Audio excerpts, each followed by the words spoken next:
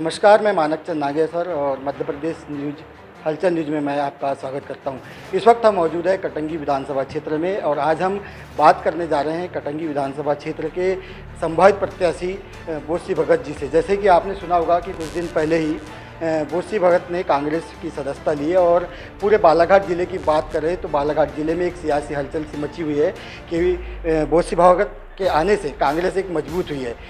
इन पूरे विषयों में और कटंगी के राजनीतिक घटनाक्रम के बारे में आज हम चर्चा करने जा रहे हैं। भाऊ, आपका स्वागत है हमारे मध्य प्रदेश हलचल न्यूज से। नमस्कार आपको। और सबसे पहली बात मैं कहना चाह रहा हूँ आपसे कि जिस तरह पूरे बालाघाट ज़िले में चर्चा थी कि आप जो है कि बीजेपी में शामिल होने जा रहे हैं, लेकिन अचानक ही ऐसी परिस्थितियाँ क्या बनी तो कि आपको कांग्रेस ज्वाइन करनी पड़ी? कांग्रेस पार्टी ने हमें सम्मान दिया, हम पर विश्वास किया, इसलिए मैं कांग्रेस पार्टी में शामिल हुआ। ऐसा क्या घटनाक्रम था कि आपको लेकर भाजपा में शामिल होने की बात कही जा रही थी, तो अचानक किस तरह से आप कांग्रेस की नीति से या किस तरह से आप कांग्रेस में शामिल हुए? भारतीय जनता पार्टी में ईमानदार व्यक्तियों की, अच्छे व्यक्तियों की कद्र नहीं है और बालाघाट जिले में खासकर भारतीय जनता पार्टी एक व्यक्ति विशेष की पार्टी हो गई है। इसीलिए भारतीय जनता पार्टी से हमारा विश्वास हट चुका था। हमने 2019 में भारतीय जनता पार्टी से इस्तीफा दे दिया था और स्वतंत्र उम्मीदवार के रूप में हमने चुनाव लड़ा था। कांग्रेस पार्टी ने हमारी कद्र की, सम्मान दिया और उन्होंने हम पर विश्वास जताया, इसलिए हमने भोपाल में जाकर कमलनाथ जी पर विश्वास व्यक्त करते हुए उनकी कार्यशैली से प्रभावित होकर के और कांग्रेस पार्टी की आज आवश्यकता है देश को। मध्य प्रदेश में भी कमलनाथ जी की ज़रूरत है। जनता ने शिवराज सरकार को करीब 18 साल का समय दिया, लेकिन आज आप देख रहे हैं प्रदेश की हालत पूरी खोखली हो गई है और आज ये स्थिति है मध्य प्रदेश की। कर्जा ले के सरकार चलाई जा रही है, जो कर्जा लेकर जिसका ब्याज भी चुका नहीं पा रही सरकार। और आप देख रहे हैं बालाघाट ज़िले में ही अच्छी ज़मीनें जो है सरकार की ज़मीनें बेची जा रही है।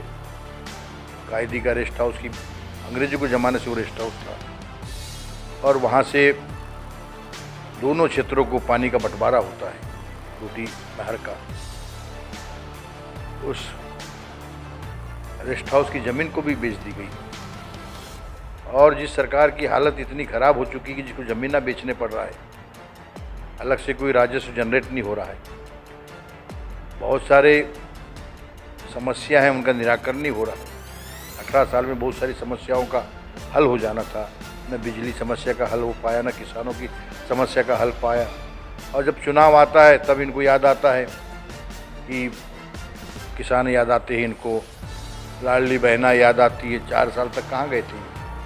तब इनको न कोई लाडली बहना याद आई, न इनको किसान याद आया, न कोई इनको कर्मचारी के हितों का ध्यान आया, न कोई आंगनवाड़ी कार्यकर्ता सहायिका उनके, न कोटवारों की समस्या याद आई। चुनाव जीतना है करके वो अभी सब नए नए हथकंडे अपना रहे हैं। अभी आपने देखा होगा चुनाव जीतने के लिए भारत सरकार ने पूरे मंत्री उतार दी, सारे सांसदों को उतार दी। इतनी पार्टी डरी हुई है, उनके पास आज उम्मीदवार की कमी है। सांसदों को उतार रही, मंत्री को उतार रही। लेकिन मेरा ऐसा मानना है कि इस बार मध्य प्रदेश की जनता ने मानस बना लिया है। सत्ता परिवर्तन का, परिवर्तन की लहर है, आंधी है। मैं अभी कल गया था केवलारी विधानसभा क्षेत्र में, सड़कों पे लाखों की तादाद में लोग खड़े थे, हज़ारों की तादाद में खड़े थे और काफ़ी लोगों में जुनून था सत्ता परिवर्तन का। लोगों ने मानस बना लिया है कि कमलनाथ की सरकार बनाना है, कांग्रेस पार्टी को जिताना है। ये संकेत मिल रहे हैं और सारे मीडिया भी, सारे सर्वे रिपोर्ट भी इस समय जो है कांग्रेस के पक्ष में। सारे सर्वे एजेंसियां कहती कि 150 के ऊपर सरकार को बहुमत मिलेगा। भारतीय जनता पार्टी को 40-50 सीटें बता रहे। बालाघाट जिले की बात करें तो बालाघाट जिले के क्षेत्रवासी कह रहे हैं कि बोसी भगत कांग्रेस की केवट है और नैया पार लगाएंगे। तो आप लगभग क्या आप दावा करते कितनी सीट यहाँ पर बालाघाट जिले में कांग्रेस जीत मेरा तो ऐसा मानना है इस समय, क्योंकि बालाघाट जिले में प्रशासन पे किसी का कोई अंकुश नहीं है। एक पागल आदमी के हाथ में बागडोर है और प्रशासन आउट ऑफ कंट्रोल हो चुका है। जनता दुखी है। सन 1998 की पुनरावृत्ति होगी, जिस समय गौरी शंकर बिसेन सांसद थे और उनको ऐसी अहंकार आया था। पूरी 8 सीटें हारी थी भारतीय जनता पार्टी। वैसा इस बार भी नज़ारा नज़र आ रहा है। इस बार बालाघाट जिले में 6 सीटें भारतीय जनता पार्टी हारेगी, कांग्रेस 6 सीटें जीतेगी। और हम भरसक प्रयास करेंगे जनता के सहयोग से कि यहाँ मध्य प्रदेश में कांग्रेस की सरकार बने, बालाघाट जिले से 6 सीटें जीते। ये हमारा प्रयास है। हम पूरे ज़िले में जा रहे हैं और जनता हमारी बातें मान रही है। जनता, हमें विश्वास है कि इस बार बालाघाट जिले में 6 सीटें कांग्रेस जीतेगी। को भी लेकर चर्चा है कि आपका जो सशर्ते कांग्रेस में की कटंगी विधानसभा की बात की जा रही है कि आपको यहाँ उम्मीदवार बनाया जाएगा, तो आप कुछ शर्त के आधार पर कांग्रेस ज्वाइन किए हैं क्या? कोई शर्त नहीं है? नहीं, मैंने तो साफ बोला हूँ, प्यार मोहब्बत में कोई शर्त नहीं होती। हमने बिना शर्त कांग्रेस ज्वाइन किए हैं। पार्टी यदि निर्णय लेती हमको चुनाव लड़ाने की, हम चुनाव लड़ेंगे, और नहीं भी लेती तो हम वही उत्साह के साथ, उमंग के साथ कांग्रेस का काम करेंगे और यहाँ से कांग्रेस को जिताएंगे।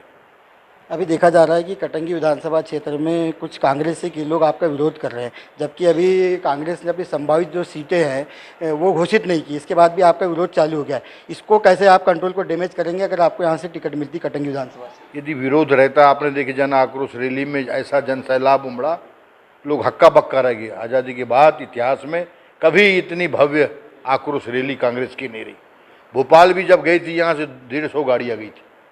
लोगों में यदि आक्रोश रहता या मेरे प्रति नाराज़गी रहती तो लोग इतने लोग वहाँ भोपाल नहीं पहुँचते। खास कमलनाथ जी ने वहाँ देखा, उनका पंडाल बिल्कुल छोटा पड़ गया, कांग्रेस कार्यालय में पैर रखने जगह नहीं थी। ये किस बात का संकेत है? लोगों में उमंग है, उत्साह है। हमारे आने से लोगों को तकलीफ नहीं है। लोग तो कहते हैं जैसा भगवान राम की नैया केवट ने पार की थी, वैसा कांग्रेस की नैया बूथ सिंह भगत पार करेंगे।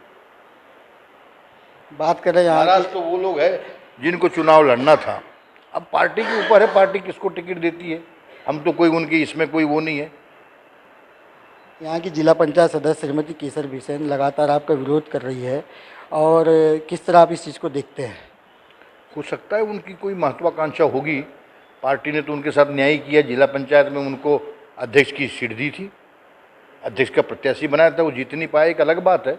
लेकिन उनकी जो काबिलियत का पार्टी ने आकलन करके उनको तोहफा दी थी, जिला पंचायत की सीट दी थी। जिला पंचायत का अध्यक्ष का पद भी जो होता है कि एमएलए से समकक्ष होता है, कोई उससे कम नहीं होता, पर अब वो नहीं जीत पाई, एक अलग बात है। बाकी पार्टी ने उनकी योग्यता का, उनका मेहनत का उनको तोहफा दी थी। और अभी भी यदि वो पार्टी के साथ रहते हैं, अभी जन आक्रोश रैली में पार्टी, कांग्रेस पार्टी की जन आक्रोश यात्रा थी, उनको शामिल होना था किसी व्यक्ति विशेष के नहीं थी।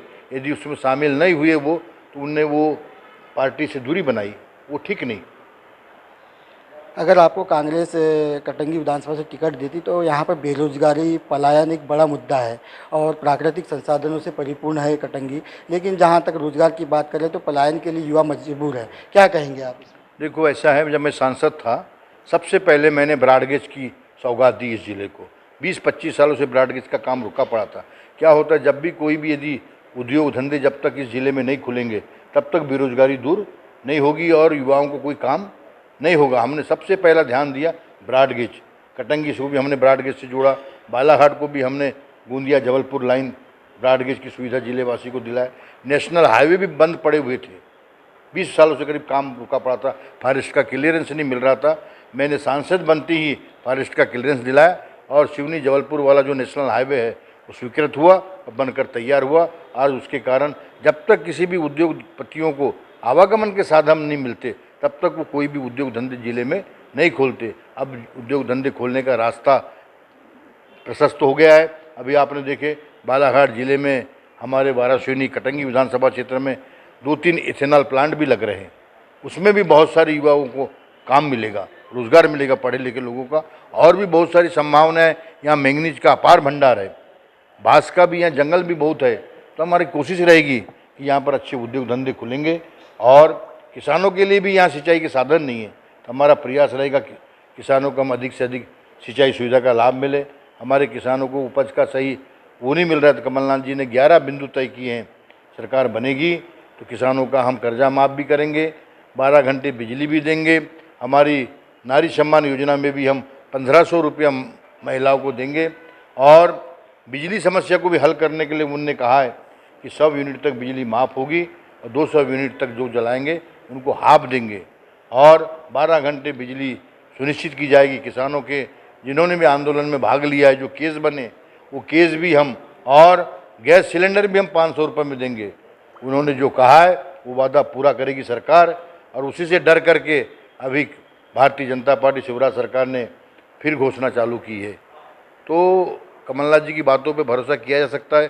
1.25 साल की उनकी जो सरकार थी, अल्प समय में उन्होंने किसानों का कर्जा भी माफ़ किया था, उन्होंने मिलावटखोरी को भी अंकुश लगाया था, भ्रष्टाचार पे भी उनने अंकुश नकेल कसा था, बहुत सारे, और बिजली समस्या को भी हल करने के लिए उन्होंने एक नीति बनाई थी, 100 यूनिट जलाओ 100 रुपये दो। तो उनकी बातों पे भरोसा किया जा सकता है। और इस बार मध्य प्रदेश की जनता ने ये मानस बना लिया है कि अब की बार कमलनाथ जी की सरकार। छिंदवाड़ा का भी उनके देखो 40 साल से आज वो वहाँ जनता का विश्वास अर्जित किए हुए है। दुर्भाग्य हमारा मध्य प्रदेश में उनको समय 5 साल का नहीं मिला, जनादेश सरकार के पक्ष में था, लेकिन भारतीय जनता पार्टी ने षड्यंत्र पूर्वक उनकी सरकार गिरा दी। घर क्या भेदी लंका डाक, वो लालच प्रलोभन देकर के सरकार गिरा देगी। हमारी मध्य प्रदेश जनता को ये नागवार गुजरा। और इस बार देख ली जन आक्रोश रैली में अथाह भरपूर जन समर्थन मिल रहा है सरकार को कांग्रेस की सरकार बनाने के लिए। निश्चित इस बार जो है कांग्रेस की सरकार मध्य प्रदेश में बनेगी। मध्य प्रदेश में लगभग कितनी सीटें कांग्रेस ले सकती है? अभी जो सर्वे जो बता रहे हैं 150 सीटों के ऊपर मिलेगी।